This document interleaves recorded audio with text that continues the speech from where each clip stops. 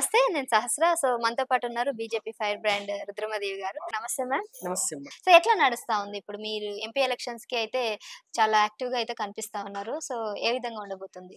అంటే ఎంపీ ఎలక్షన్‌లో ఖచ్చితంగా భారతీయ జనతా పార్టీకి మెజారిటీ స్థానాలు తీసుకురావాలనేటువంటి ఉద్దేశ్యంతో నరేంద్ర మోడీ గారు గత 9 సంవత్సరాలుగా ఈ 10 సంవత్సరం ఇదో 10 సంవత్సరం ఈ 2 టర్మ్‌లలో కూడా భారతదేశంలో ఆహ్, ఇచ్చినటువంటి అభివృద్ధి సంక్షేమ పథకాలు ఏవైతే ఉన్నాయో తీసుకొచ్చినవి అవి తెలంగాణ రాష్ట్రంలో కూడా ప్రతి ఆఖరి పౌరుడి వరకు కూడా చేరినాయి. వాటన్నిటినీ కూడా ప్రచారం చేసుకోవాల్సినటువంటి బాధ్యత మాకుంటది.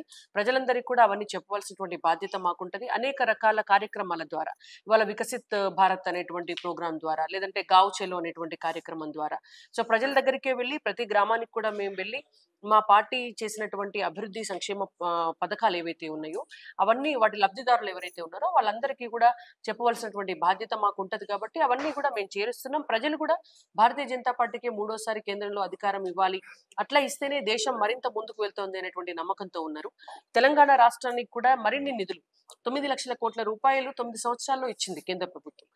ఈసారి కూడా మళ్ళీ కేంద్రంలో బీజేపీ అధికారంలోకి వస్తుంది కాబట్టి ఇక్కడ ఎక్కువ మందిని బీజేపీ ఎంపీలను గెలిపించుకుంటే డెఫినెట్ గా ఆ ఫలాలను తీసుకొచ్చి ఇక్కడ మరింత అభివృద్ధికి తెలంగాణ అభివృద్ధిలో కూడా భాగస్వామ్యం తీసుకునే అవకాశం ఉంటది. కాబట్టి ఖచ్చితంగా బీజేపీ ఎంపీలను గెలిపించాలని ప్రజలు కూడా భావిస్తున్నారు. Right ma'am.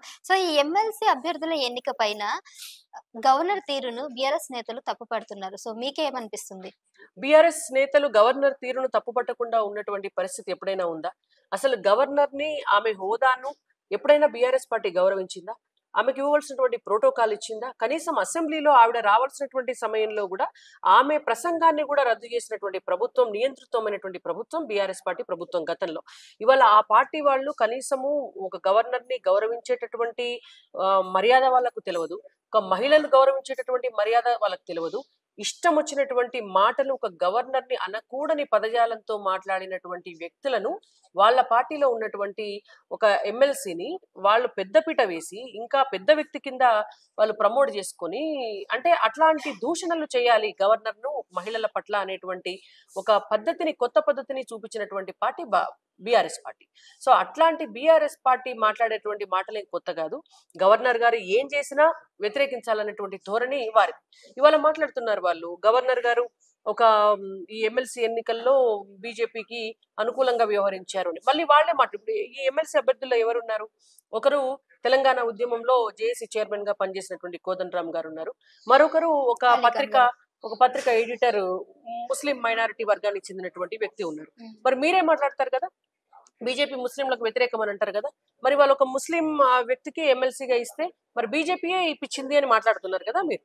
అంటే మీ మాటలకే పొంతన లేదు కదా. కాబట్టి గవర్నర్ గారు వారిది స్వయం ప్రతిపత్తి కలిగినటువంటి హోదా, వారు రాజ్యాంగానికి లోబడి వారు తీసుకునేటువంటి నిర్ణయాలు వారు తీసుకుంటారు. దానికి భారతీయ జనతా పార్టీకి అంటగట్టడం అనేటువంటిది కరెక్ట్ కాదు. ఒకవేళ మీరు అంటగట్టినా కూడా మరి మీరు మాట్లాడిన వాటికే మళ్ళీ తెల్లారి మీరు వ్యతిరేకంగా మాట్లాడినట్టు వస్తుంది. కాబట్టి ఇలా కేటీఆర్ గారు ఫ్రస్ట్రేషన్ లో, అధికారాన్ని కోల్పోయినామన్నటువంటి బాధలో, ఆవేదనలో కొద్దిగా ఆయనకు ఏమంటారు, ఏం మాట్లాడుతున్నాడో అర్థం కానటువంటి పరిస్థితిలో ఇష్టం వచ్చినట్టుగా మాట్లాడుతున్నారు. వాటన్నిటిని పరిగణలోకి తీసుకోవాల్సినటువంటి అవసరం లేదు. అయితే ఈ వ్యవహారం అంతా చూసిన తర్వాత, ఈ తీరును చూసిన తర్వాత బీజేపీ కాంగ్రెస్ కి కొమ్ము కాస్తుంది, వీళ్ళిద్దరు కూడా ఒకటే అన్నట్టు కేటీఆర్ గారు వ్యాఖ్యలు చేస్తున్నారు. దీన్ని ఏ విధంగా చూస్తున్నారు? నేను ఇందాక చెప్పిన కదా, ఆయన ఫ్రస్ట్రేషన్ ఎక్కువైంది. ఫ్రస్ట్రేషన్ ఎట్ పీక్ లెవెల్స్ అంటారు కదా. ఇప్పుడు ఏ రోజైనా కూడా బీఆర్ఎస్ పార్టీ కాంగ్రెస్ పార్టీతో కలిసింది తప్ప బీజేపీ కాంగ్రెస్ పార్టీతో కలిసిందా?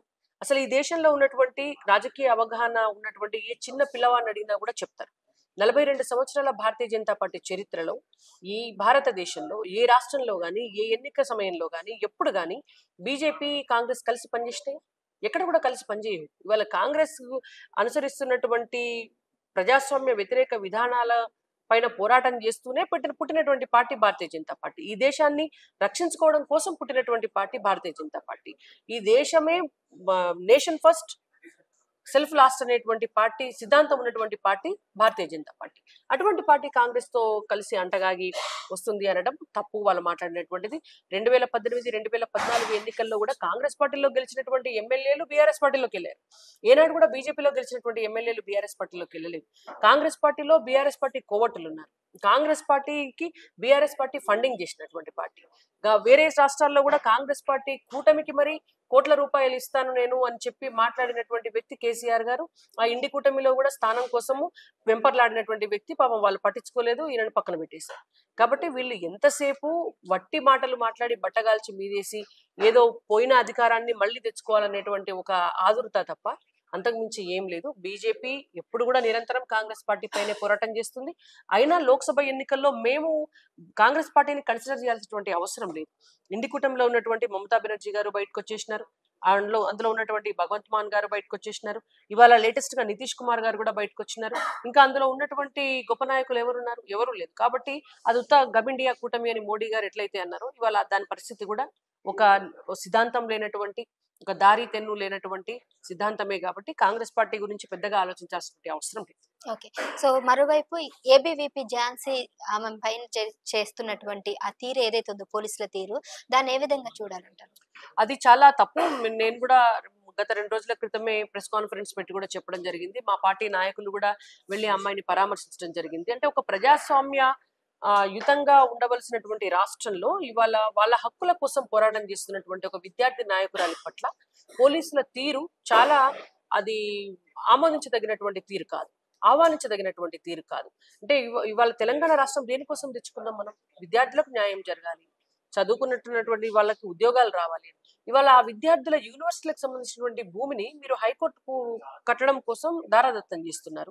మా భూములు మాకే కావాలి అని కొట్లాడినటువంటి విద్యార్థిని అట్లా జుట్టు పట్టుకొని లాక్కొని వెళ్ళటం అనేటువంటిది అది కరెక్ట్ కాదు. ఆ అమ్మాయి అనే కాదు, ఏ విద్యార్థి నాయకురాలైనా సరే, ఎవరైనా సరే, ఒక సామాన్యమైనటువంటి పౌరుల పట్ల కూడా పోలీసులు ఆ విధంగా వ్యవహరించడం అనేటువంటిది ఎప్పుడు కూడా ఈ ప్రజాస్వామ్యంలో కరెక్ట్ కాదు. ఇవాళ రేవంత్ రెడ్డి గారు దాన్ని ఖచ్చితంగా పరిశీలించాలని మేము డిమాండ్ చేస్తున్నాము. వారి పట్ల డెఫినెట్ గా పోలీసుల పట్ల యాక్షన్ తీసుకోవాలి. పోలీసుల వైఖరి ప్రజల పట్ల అట్లా ఉండకూడదు అనేటువంటిది కూడా మేము కూడా హెచ్చరించినాం. మరొక నియంతలాగా, మరొక దొరలాగా రేవంత్ రెడ్డి గారు వ్యవహరించకూడదు.